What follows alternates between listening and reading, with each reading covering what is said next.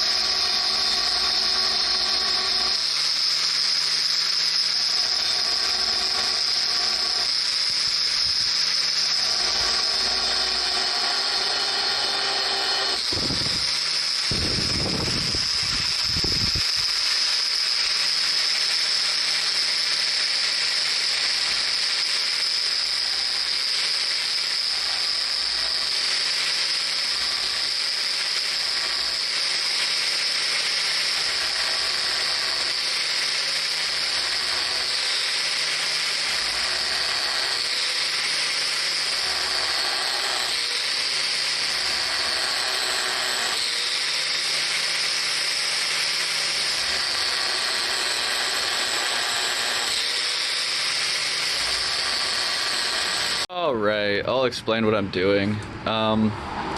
Basically, I cut this first pilot line by eye with a very small, easy to control, worn down fiberglass disc. I don't know what you call them, cut-off disc.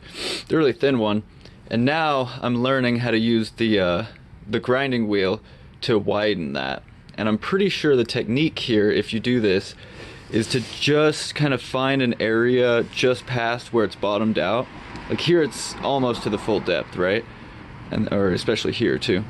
But right here I found that if you dress the wheel, if you kind of work on dressing the wheel into the shape of that groove, and then you just stay at that same height, I think the trick is going to be to go, you know, take eighth of an inch off, take an eighth of an inch off, take an eighth of an inch off, or maybe even less, maybe half that, a 16th. But I don't think it's, because when I was cutting this, the technique was is so small that you can use the previous groove that it was in and the upcoming line to try to stay, and then kind of go by feel, cut back and forth.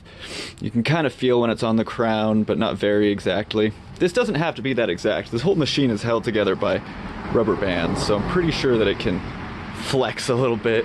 But anyway, it's probably going to take all day to do this, and I might even find a better fixture to do it because it's a lot more free-handed than I thought it would be.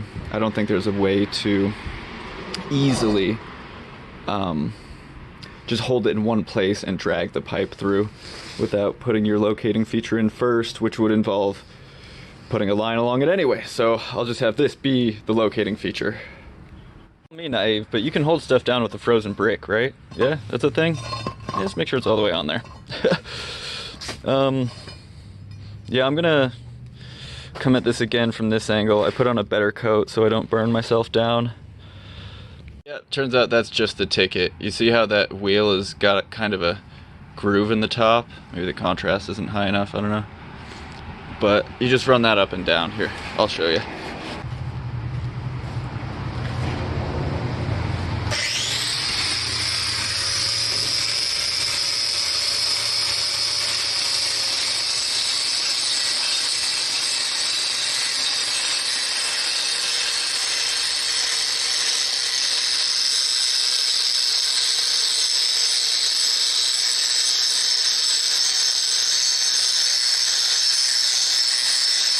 Kind of two things you're doing to correct.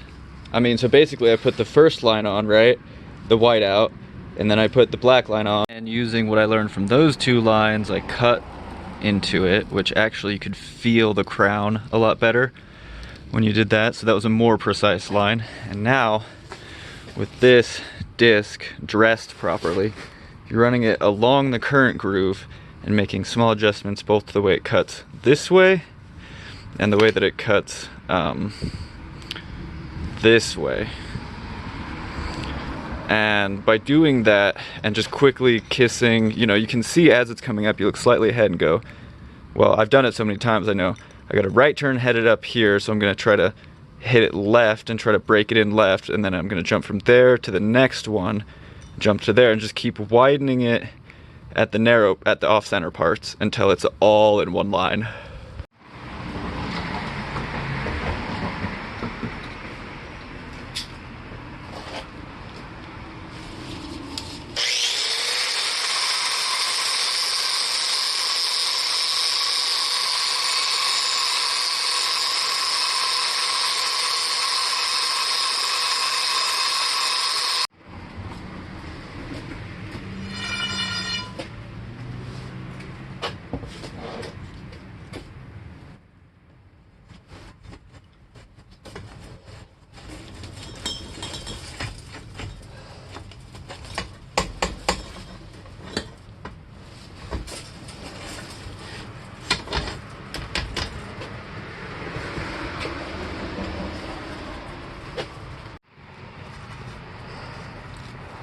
I just wish I could kiss that off on a lathe and get it smooth, at least some type around, but whatever, it's kind of good with the crunch in there, who cares?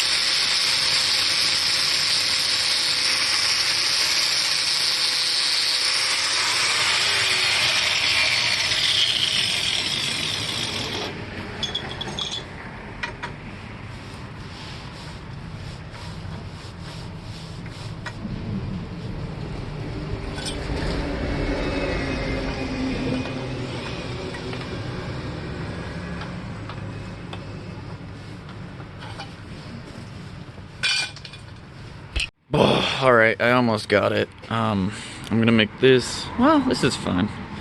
That I can readjust. Well, it could be smaller. I'm just gonna grind this down more, a little wider on this. And then I gotta go in the gutter and drill a hole, probably 2 holes, because I got 2 feeders.